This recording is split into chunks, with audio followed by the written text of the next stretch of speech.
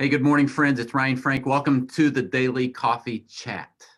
Hope everybody's doing well. The number on the screen, 833-792-6372, is the number to text if you have a question, a comment, someone you think I should interview on the podcast. Here in a few moments, you're going to hear from Nick Ransom. Nick is the children's pastor at a large church in Kansas City. And I want to talk to him today about what's going on at his church and what's going on at home. We're going to have a great conversation. Thank you so much for joining me. Friends, couple announcements, couple housekeeping things. First of all, we have an announcement related to Kids Matter. Let me share my screen. There we go. If you go to Kids Matter and you push the training button at the top of the screen, you're going to see a new drop down called Parenting in Coronaville. We have created a 1-hour workshop that you can share with your parents. Here's what we know. Families everywhere are having a super hard time right now. They are stressed out, but we want to help you be a hero to the families in your church so that you can help your families thrive when other families are surviving and barely keeping their head above water. This is a 1-hour workshop. I've assembled a team of speakers. This is all pre-recorded. So what that means is you can share this workshop. You can buy a license to share this workshop with all the families in your church. You get the 1-hour workshop, a video version, an audio version, a reproducible workbook, social media graphics, a promo video, and all kinds of good stuff. It's called Parenting in Coronaville. Go to kidsmatter.com and push that training button and check out the Parenting in Coronaville workshop. Also, every day, the most popular downloads on kidsmatter.com gets updated. We have 2 new ones that hit the most popular of the week today. That is 7-Eleven and the Back to School Survival Kit. Here's how 7-Eleven works. Take a look at the screen.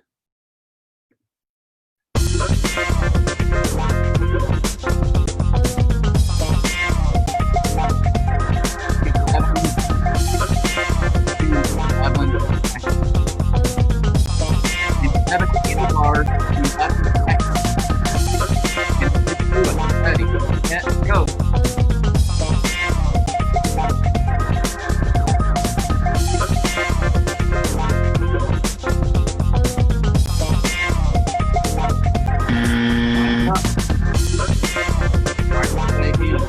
One more round. And 7 parts ready, set, go. That is 7-Eleven. There are 10 different versions of this game. Like name 7 Bible characters, 7 books of the Bible, 7 games you might play on recess, 7 of your favorite apps on your device. This game is 7-Eleven. It's only $5. You get a video version. You get a PowerPoint version, a Keynote version. You get just the graphics if you want to do it yourself and run this in Media Shout or Pro Presenter or whatever you use. The Back to School Survival Kit hit the most popular downloads today. This is a great resource for you to share with parents during what might be one of the most bonker school years ever. All right, all this is at kidsmatter.com. Go check it out if you've not been there. And now's the time to subscribe to Kids Matter Magazine. The fall issue goes to the printer within a week or so. So if you want to receive the fall issue of Kids Matter Magazine, it's the best use of $20 that you'll spend as a Kidmin leader. Go to kidsmatter.com and get subscribed. Nick Ransom is my guest today. Nick Ransom is the children's pastor at Church of the Resurrection, which is a growing, vibrant church. Nick, good morning. How are you, sir? Hey, good morning, Ryan. It's good to see you. Hey, you too. Is Church of the Resurrection in Kansas City, or is it in a suburb of Kansas City? We have 5 campuses one campus is in Kansas City, and the Okay. rest are just in suburbs around Kansas City. The one I'm at is in southern Kansas City. Leawood is the Leawood. town we are in, but one of our downtown campuses for those who watch sports is within walking distance of the Sprint Center. So Nice. the basketball being played, college basketball. Love it. Nick, I was trying to think this morning when you and I first met each other. And I know we met through our mutual friend, Judy Comstock. Yes, Judy. But don't you feel like that's been, gosh, why do I feel like it's been 10 years ago? Do you think it's been 10 years? I was actually trying to think the same thing, because I think we were doing a workshop together in like St. Louis. Yes. One of the first things I did once I joined Judy's staff was here at Church of the Resurrection was to do that. And we went to St. Louis for some training on some workshops we were going to lead in our areas. I think that's it. So that's been like 15 years ago, I think, Ryan, not to make you feel old. We were teenagers back then. That's right. We were teenagers. I think I was going into 7th grade. All right. Years ago. That's where I was, I know. Nick and I first met. And I feels like I didn't know Nick very long before I got word that Nick and his wife were going to have like quintuplets or whatever they're called. Didn't you guys have like 8 kids at one time? Only 3, but yeah. Oh, okay. But it felt like I don't know, are they called quintuplets? You had triplets. I had triplets, yes. What and they, Ryan, are about to turn 13. So 13. That's pretty, yes. So did you get married thinking we want to give birth to a bowling team all at one time? Or did No. So we actually had one more after that. And I always say I'm glad we had triplets first, because I really had no idea what it was. Oh my word. Having, kids entailed. So if I was like, so it was best I didn't really know, versus having one, then having 3. I was like, man, I'd be freaking out, because one's a lot of work just to apply that. The doctors told us we should never have any kids to begin with. So after years and years of trying, part of our journey is we got help with a fertility doctor, and we went through all this stuff. And I remember the first time, like, we found out we were pregnant, when you go through all this infertility stuff, I mean, we had the possibility of having multiples. And he was like, I promise, we're not going to put so many in you that you're going to have like a basketball team. Because you hear these stories of these people giving birth to crazy numbers of kids, but yeah, what a journey. Kids are great. I can't believe those triplets are, did you say 13? Be 13 in 2 weeks. That's nuts. Yes, it is. Nuts. So how are the Ransoms surviving? What's this pandemic? What's it look like in Missouri? Yeah, so we shut down right around spring break, so it'd be mid-March. Okay. That included school all going to being at home, like many people. Our church closed and gather in-person events, worship, all that has been closed since March, and we haven't returned yet. There are conversations possibly about returning back. School is supposed to, actually today was supposed to be the first day of school for many of our students in our school district area, and that's been postponed to after Labor Day. And then it's going to begin, like, at least for my kids' school district, it's going to begin totally online, that virtual experience, with the hope of maybe in about a month or so in October that maybe there might be a few options for like a hybrid where you can split and do some virtual and some go in person maybe once or twice a week. So Gotcha. We've been spending a lot of time together as a family, as much as anyone else. And the biggest lifesaver for us has been baseball, being able, because I got 3 already, right? So we can go to the field. You're halfway to a team. Yeah. My daughter plays softball, so we were actually out there last night out the field.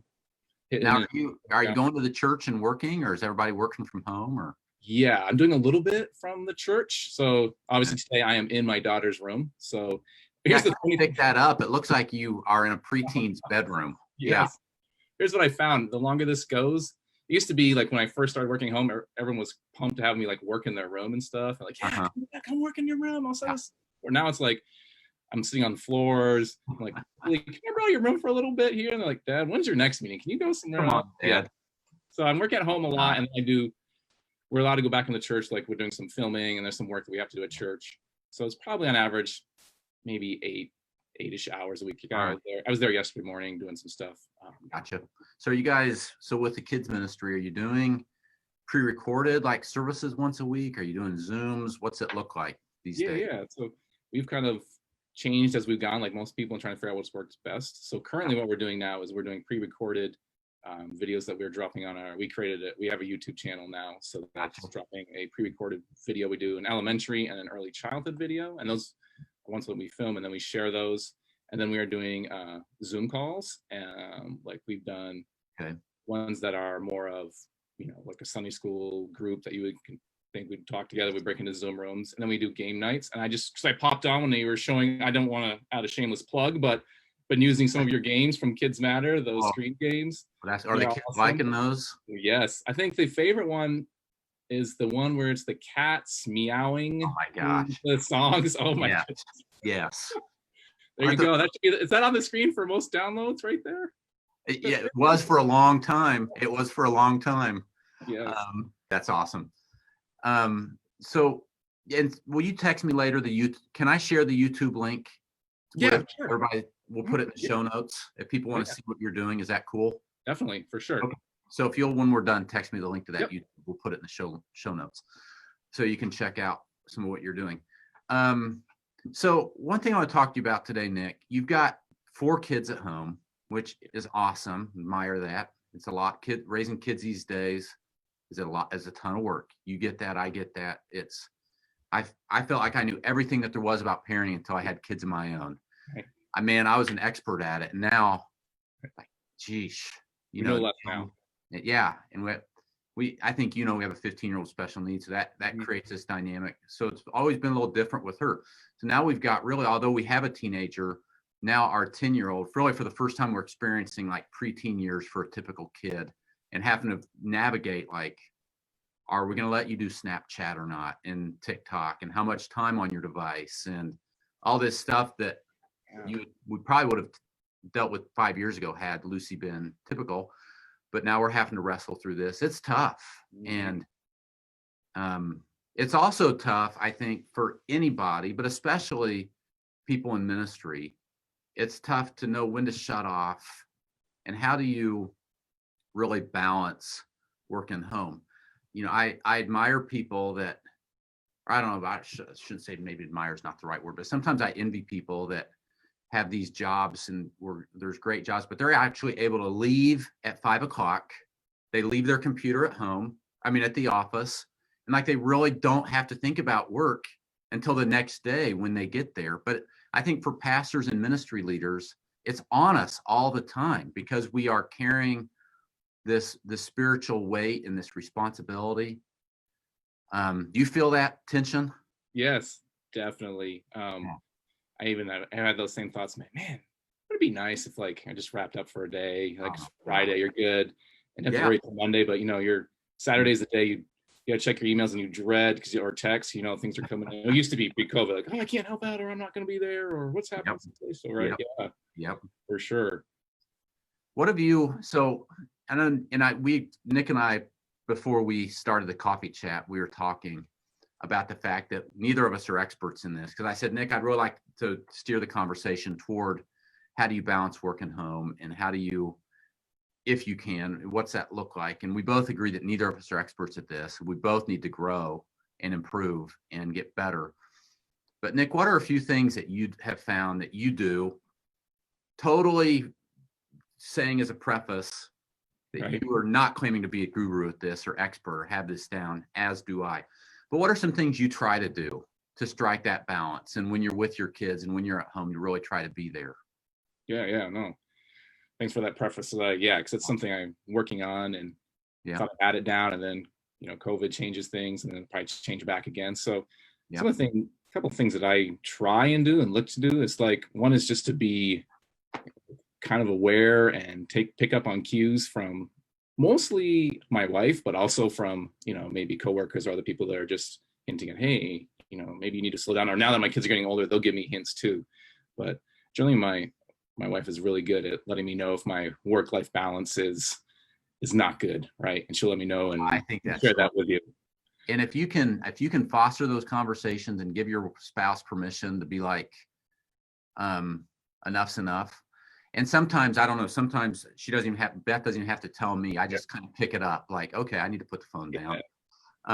I get it. Yep. But that's good. And welcome that feedback, because you're right. Your spouse, at the end of the day, your spouse has your best interests in mind. Right. And then the family. So accept it, take it. Right. And they can see how, like, if your relationship with, like with your kids is like, oh man, you haven't really spent much time with them. They can view that. And sometimes I'm like totally blind to that. Like I have just exactly. You're focused, tunnel vision on something. Where's your coffee? I've not seen you. This is the coffee chat. I know. I don't drink coffee. So I was like, oh man, I am not a coffee drinker. I'm sorry to all those. In the morning. You do like Pepsi or Mountain Dew or tea, or what is it?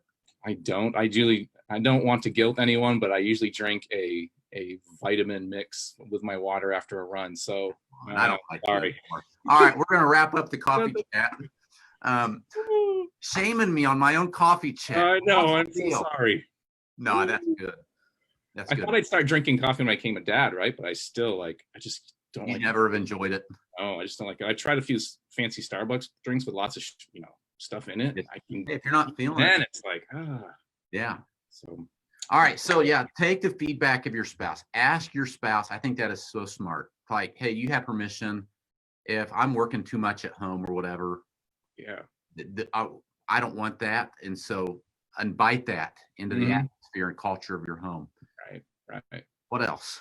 Another thing I like to do is just to be intentional, like with my time with my kids. Is like, so I try not to do this, is like when we start doing something, whether it's taking the kids to the field to hit baseballs, or my daughter loves to do Legos, we're building Legos, is I try to leave my phone on top of the fridge and I'm not checking it, right? There are exceptions, like Saturday night before, our special event, or someone that needs to talk, like I'll do that. But by and large, like I have to try to be done with my phone, done with my emails, and know that things can probably wait on that, and just try to really give that time to my kids and really be focused on that. So there's not that distraction where I'm, doing something, but then I'm pulling out my phone and trying to answer an email or answer a text that's really could wait a little bit. So I'm just trying to shut it down here. And I know people that can reach me and stuff, that's totally fine. But it's like, I'll get to it when, after a certain time, I'll get to it when it's good for me and where my kids know that they're a priority too. Cause I don't think like the church is always the priority versus them. So no, you guys are the priority. I don't need to answer my phone. Like there'll be many times when my phone rings and my kids look at it like, Dad, you can answer? No, I'm not answering that right now. Unless it's someone I know. Or if it's my wife calling, I'll answer. But I'm not answering this. I think that's smart. Yeah. When a long time ago, I heard somebody say that when you're there, be there. And man, these things can be the biggest distraction in the world, and they do communicate a lot if we're on these nonstop. And sure. I think what you said, Nick, is one more thing before you get to your final point. There's a lot of truth to the fact that if it's genuinely an emergency, someone will be able to find you somehow. Right. I think sometimes we try to justify it in our head. I've got to carry my phone in my pocket in case of an emergency or whatever. But honestly, if it's an emergency, someone will find you. I also I'm not trying to be a name dropper, but like a month or two ago, I did a coffee chat with Michael Jr., the comedian, because it was before the big movie launch on Selfie Dad. And so it was kind of cool. I felt like I was flying in some high clouds that day, but I asked him this question because Selfie Dad's all about like really being the dad God intended you to be and stuff. And I asked him a similar question, like, what do you do practically at home? And he had a few ideas. One of them was he bought a burner phone, or whatever you call them, like a cheap burner phone that his wife knows the number to, his kids know the number to it, and like his parents know the number to it. And he said sometimes, like on the weekends, like I turn my iPhone, I power it off, and I'll just for the weekend carry my burner phone. And if it's an emergency, my parents can get a hold of me. My kids know the number. Nobody else knows it. Yeah. But I'm not getting notifications and Facebooks and all this. I thought that's not a bad idea. That's a great idea. Yeah. All the time, have a burner phone that few people know the number to, but it's like, so if there genuinely is an emergency, somebody can get a hold of me, but I'm going to disconnect. No, that's and true. really be intentional. All right. Your final point, Nick, this has been good. Yeah. The only thing a little just quick background on this one. Like Yeah. before I worked at the Church of the Resurrection, I worked at a church in Michigan and loved working there. But one of the biggest challenge was, and this, we were just married and we didn't have any kids yet. Triplets hadn't arrived, but we never got to worship together, never went to a service together, never did, and that was really tough. So when we came, when I came to Kansas City, one of the great things about this church was there's been this one service that there's no elementary kids programming happening. And so that's kind of been, it's a Saturday afternoon service, 5 o'clock. And that's kind of been a service that we have really prioritized, like me and my wife, and then also with our kids. And so there have been times where we have, left different things or, things that were fun, or like, all right, we got to get to church, or we need to turn on our TV now to watch the service at 5 or whatever like that. But just kind of like prioritizing that as a family to make sure that we're worshiping and attending church together and just showing that to our kids. And then kind of just the flip side with that would be also trying to involve my kids in the ministry as much as I can. So there's times when I have to do things that they can be a part of it. So they've done all kinds of things, to doing little skits. Like during this time at home, so when we first started, we did like Facebook Live and videos here from my kitchen. And so I had one of them filming, I had one of them be a part of it. We even have a mascot, part of the children's ministry. So one of them dressed up as the mascot, and they were part of that. So we get them involved in different things. And just this morning, something popped up on my memories when we were doing our back to school event.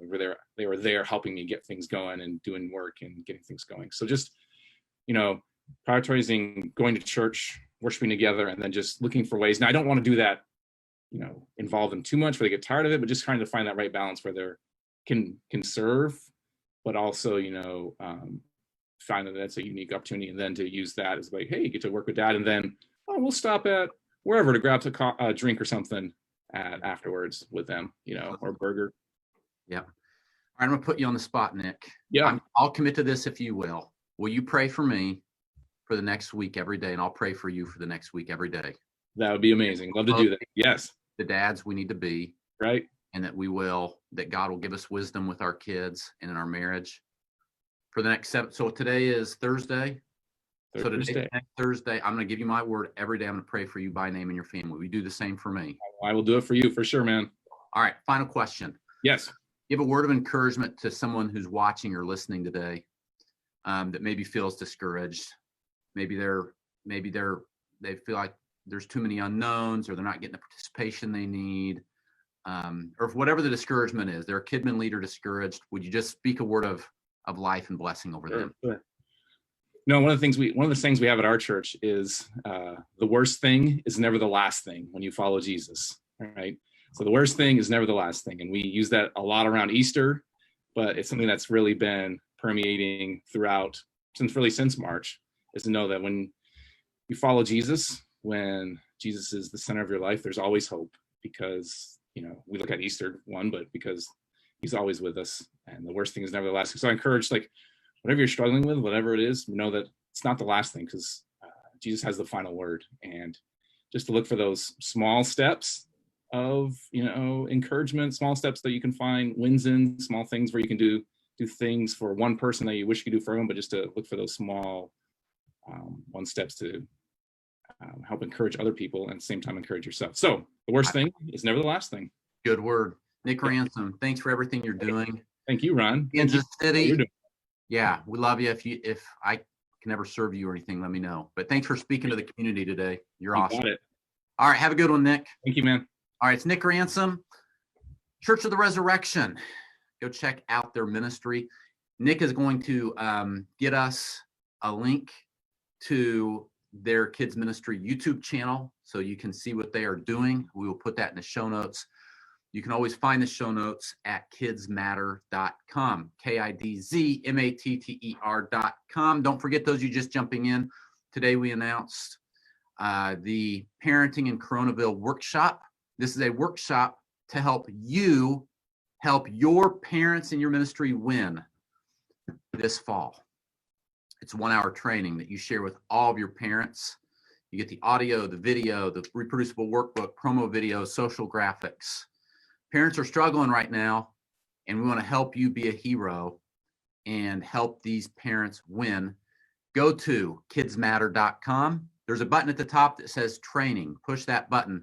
Once you push that button, you'll see the Parenting in Coronaville workshop. Friends, we'll see you tomorrow at the same time for tomorrow's Daily Coffee Chat with Ryan Frank.